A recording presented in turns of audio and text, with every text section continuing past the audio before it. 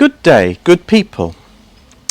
The recent hot weather has reminded us that climate change is a real challenge for our global village. Although the heat wave was short-lived, it has been unprecedented. John Telfer, who records our weather, tells me that in the past 30 years the temperature in High Heaton has never exceeded 30 degrees Celsius. But on Monday it was 31.4 and on Tuesday at 1:30 p.m. it was 35.9 degrees. It has also been very dry of late in many parts of the UK. Water shortages are creating difficulties, as well as the increasing phenomenon of wildfires, no longer confined to rural grasslands and moors, but even in urban areas. In the face of such an apparently overwhelming situation, it is tempting to hope that it might just pass, or that scientists will develop technological solutions, or even that this is a problem that will outlive us, and therefore beyond our responsibility to do anything. The third of these is particularly cynical. But in a world where political fortunes and corporate profits are driven only by next year's balance sheet or the next election, it's still the prevalent ethos in our political discourse, in spite of increasing protests by environmentalists, scientists, and anyone who cares about what kind of world we are bequeathing to our children. That's why I'm delighted that back in February 2020, the General Synod voted for the whole of the Church of England to achieve net zero carbon by 2030. The vote recognised that the global climate emergency is a crisis for God's creation and a fundamental injustice. But it's not simply an aspiration. At the General Synod in York last week, a route map was approved which sets out the steps by which the Church of England will achieve this result, and I commend it to you.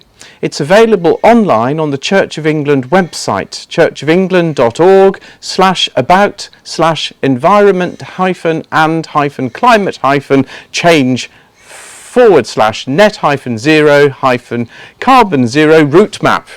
Just Google it. It has 7 principles. First, it's based in theology, treasuring God's creation, recognising that we share a responsibility as stewards of God's creation and not mere consumers of it. Second, the route map is urgent, relevant and clear to understand. It's set out as a table with a timeline for different institutions and organisations within the church. For example, the strategy for colleges and schools will be very different from churches or vicarages, and even among churches there's a vast difference of challenges and solutions. The tabular document also means that the route map is data-driven, focused and transparent.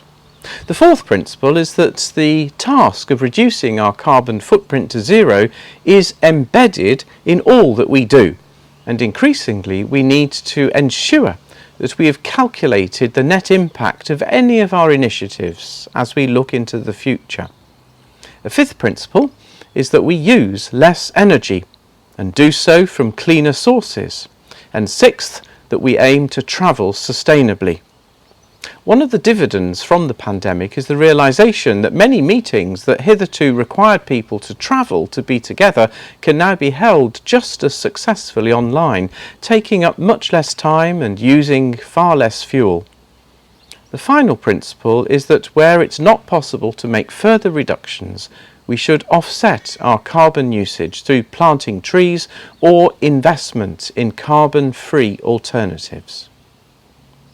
Here at St Francis, and especially through the work of our Eco Group, we've been working hard to manage our carbon footprint, and as we look forward, we need to create a project to replace our gas central heating with a carbon-free alternative.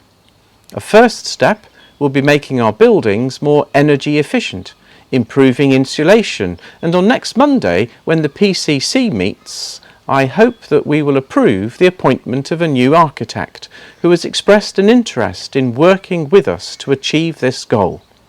I'm satisfied that in our case, the goal is achievable and sustainable, and will not only be an act of witness in our community and more widely, it will also be part of our response to God's call to be stewards of creation and to ensure a future for generations to come.